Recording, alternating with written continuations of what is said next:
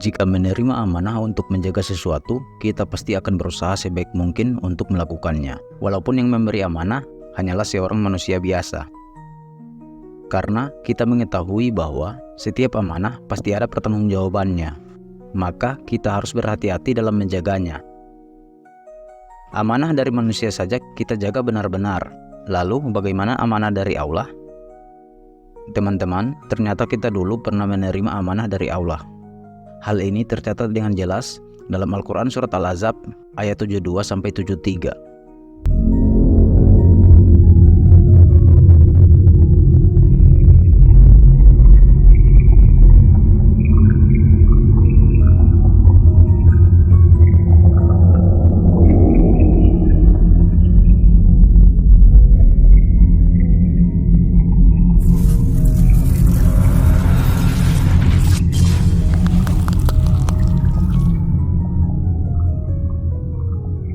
Bismillahirrahmanirrahim. Assalamualaikum warahmatullahi wabarakatuh. Alhamdulillahi wahdah, wassalatu wassalamu ala rasulillah. Sahabat channel Seiman yang dirahmati Allah. Pada video kali ini kita akan membahas mengenai peristiwa yang terjadi pada zaman Nabi Adam. Peristiwa ini tercatat dalam Quran Surat Al-Ahzab ayat 72-73, yang artinya, sesungguhnya kami telah menawarkan amanah kepada langit, bumi, dan gunung. Tetapi semua enggan untuk memikul amanah itu, dan mereka khawatir tidak akan sanggup untuk melaksanakannya. Lalu dipikulah amanah itu oleh manusia. Dalam ayat tersebut kita diingatkan bahwa kita pernah menerima amanah dari Allah, yang bahkan telah ditolak oleh langit dan bumi maupun gunung-gunung. Dalam membuat pembahasan ini, kami mengambil referensi dari tafsir Quran Ibnu Katsir. Teman-teman bisa membaca dengan mudah tafsirnya dengan melalui internet. Sebelum kita bahas lebih dalam lagi, kita akan jelaskan terlebih dahulu mengenai arti amanah tersebut. Secara sederhana, amanah bisa diartikan sesuatu yang dipercayakan atau dititipkan pada kita. Sesuatu itu agar dipelihara dan dikembalikan bila tiba saatnya, atau bila diminta oleh pemiliknya. Setelah mengetahui makna dari amanah, kita lanjut ceritanya teman-teman. Seorang cendekiawan muslim yang hidup pada abad ke-7 Masehi pernah meriwayatkan tentang Quran Surat Al-Ahzab ayat 72 ini. Beliau adalah Muqatil Ibnu Hayyan. Dikisahkan dahulu Allah pernah mengumpulkan semua makhluknya. Makhluk Allah itu bermacam-macam.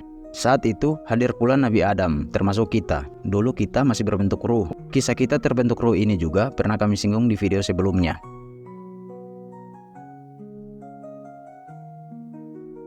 Ketika semua telah berkumpul, Allah lalu memulai firman-Nya kepada langit. Ditawarkan kepadanya amanah ini, yaitu berupa ketaatan. Allah berfirman, "Maukah kamu memikul amanah ini? Aku berjanji akan memberikan karunia dan kemuliaan serta pahala di surga jika kamu menunaikannya." Langit menjawab, "Kami tidak kuat memikul perintah ini dan tidak mampu mengerjakannya. Kami akan selalu taat kepadamu." Kemudian amanah itu ditawarkan kepada bumi. Allah berfirman kepada bumi, "Maukah kamu memikul amanah ini dan mau menerimanya dariku? Jika kamu menunaikannya, maka aku akan memberimu karunia dan kemuliaan di dunia." Sama seperti langit, bumi pun mengutarakan ketidaksanggupannya. "Kami tidak mempunyai kesabaran memikul tugas ini. Kami tidak kuat. Akan tetapi kami selalu tunduk dan patuh dan tidak akan mendurhakaimu dalam suatu apapun yang engkau perintahkan pada kami." Setelah mendapat penolakan tersebut, Allah lalu mendekati Adam dan berfirman kepadanya, "Maukah engkau memikul amanah ini dan memeliharanya dengan sebaik-baiknya?" Beda dari yang lainnya, ketika itu Adam malah balik bertanya, "Lalu imbalan apakah yang akan kuterima dari sisimu?" Allah berfirman, "Jika kamu berbuat baik, taat dan memelihara amanah ini, maka bagimu di sisiku kemuliaan, keutamaan dan pahala yang baik di surga. Dan jika engkau durhaka, tidak memeliharanya dengan pemeliharaan yang sebenar-benarnya, dan kamu berlaku buruk terhadapnya, maka sesungguhnya aku akan mengazab dan menyiksamu serta memasukkanmu ke dalam neraka." Setelah menerima penjelasan dari Tuhannya, Nabi Adam lalu menjawab, "Baiklah ya Tuhanku." Maka Adam memikul amanah tersebut.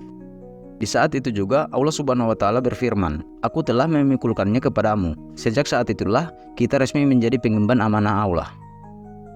Setelah mendengar kisah di atas, kita mungkin jadi penasaran apa maksud amanah yang diturunkan Allah. Dan kenapa akhirnya manusia mengemban amanah itu. Ibnu Abbas pernah menyebutkan, jika yang dimaksud dengan amanah adalah ketaatan terhadap perintah dan larangan dari Allah. Amanah itu dapat dijalankan oleh manusia, karena manusia memiliki keunggulan dibanding makhluk lainnya. Dalam segi fisik manusia adalah yang paling sempurna, sehingga bisa melakukan banyak hal. Dan yang paling utama, manusia diberikan akal untuk menimbang mana yang baik dan mana yang buruk. Manusia menjadi makhluk yang pintar dan dapat memanfaatkan segala potensi yang ada di langit maupun bumi. Kepintaran manusia, terutama Nabi Adam, sudah pernah kami bahas di video sebelumnya. Saat itu, Nabi Adam bisa menjelaskan banyak hal mengenai ciptaan Allah. Iblis sampai kesal karena mendapat fakta bahwa Nabi Adam lebih pintar darinya. Selain memiliki akal, manusia juga memiliki hawa nafsu. Gabungan dari akal dan hawa nafsu ini, jika tak dikendalikan dengan baik, akan berpotensi untuk menjerumuskan kita, dan akhirnya membuat kita tidak menjalankan amanah dari Allah. Makanya, di Quran Surat Al-Ahzab ayat 73, Allah mengatakan, sehingga Allah akan mengazab orang-orang munafik, laki-laki dan perempuan, orang-orang syirik, laki-laki dan perempuan, dan Allah akan menerima tobat orang-orang mukmin, laki-laki dan perempuan, dan Allah Maha Pengampun, Maha Penyayang. Ayat tersebut menegaskan kembali bahwa manusia itu berpotensi untuk beriman, yaitu menyanggupi dan bertanggung jawab terhadapnya, dan ada pula yang tidak. Tiap amanat pasti ada pertanggungjawabannya. Hal ini pernah diceritakan oleh Nabi Muhammad SAW dan oleh Ibnu Mas'ud meriwayatkan, gugur di jalan Allah menghapuskan semua dosa atau menghapuskan segala sesuatu kecuali amanat. Kelak pemikul amanat didatangkan lalu dikatakan kepadanya, tunaikanlah. Ia menjawab, ya Tuhanku, mana mungkin, karena dunia telah berlalu. Dikatakan lagi kepadanya, tunaikanlah amanatnya. Ia menjawab, ya Tuhanku, mana mungkin, sedangkan kehidupan dunia telah berlalu. Dikatakan lagi kepadanya, tunaikanlah amanatmu. Ia menjawab, ya Tuhanku, mana mungkin, sedangkan kehidupan dunia telah berlalu. Allah Subhanahu wa Ta'ala berfirman, bawalah dia oleh kalian para malaikat ke tempatnya, yaitu di dasar neraka. Lalu ia dibawa ke neraka dan dilempar ke dalamnya hingga sampai ke dasarnya. Maka ia menjumpai amanat itu di sana seperti apa adanya. Lalu ia memukulnya dan meletakkannya di atas pundaknya, dan naik dengan memukulnya ke pinggiran neraka jahanam. Manakala ia melihat bahwa dirinya akan keluar, maka kakinya tergelincir dan terjatuh lagi ke dalamnya selama-lamanya. Setelah meriwayatkan kisah dari Rasulullah tersebut, Abdullah ibnu Mas'ud mengatakan bahwa amanat itu ada pada sholat, ada pada puasa, ada pada wudhu, ada pada hadis, dan ada yang paling berat adalah amanat yang berupa titipan. Titipan ini banyak bentuknya teman-teman.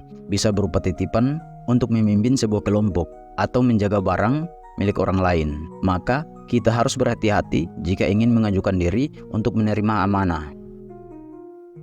Contohnya, jika kita mau menjalankan diri jadi gubernur, ketika kita terpilih dan diberi amanah oleh rakyat, kita mesti menjaganya dengan baik dan tidak secara sengaja memanfaatkan posisi untuk kepentingan sendiri. Jika kita sengaja dan lalai seperti itu, maka kelak masing-masing dari rakyat yang kita pimpin akan menuntut pertanggungjawaban amanah di akhirat, dan pengadilan Allah itu sangat adil, dan tentu saja tidak ada suap menyuap di sana. Saking mulia dan pentingnya sebuah amanah ini, Rasul sampai pernah mengatakan, jika salah satu orang selamat di dunia dan akhirat adalah orang yang mau secara sadar berusaha untuk mengemban amanah dengan baik. Diriwayatkan oleh Imam Bukhari, Rasulullah mengatakan, ada 4 perkara, jika keempat-empatnya ada pada diri kamu, maka tidak akan membahayakanmu. Apa yang terlewatkan olehmu, oleh dunia, yaitu memelihara amanah, berbicara yang benar, berakhlak baik, dan makanan yang halal.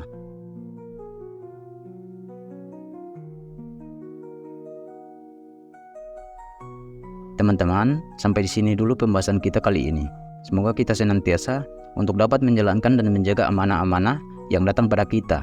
Semoga amanah-amanah tersebut dapat memperberat timbangan amal kita. Sekian video kali ini, semoga bermanfaat dan bisa menjadikan kita pribadi yang lebih baik lagi. Insya Allah, kita bisa terus istiqomah dalam belajar. Sampai jumpa di video selanjutnya. Subhanallah wa bihamdi, subhanakallahumma wa bihamdika, asyhadu an la ilaha illa anta, astagfiruka wa atubu ilaih. Assalamualaikum warahmatullahi wabarakatuh.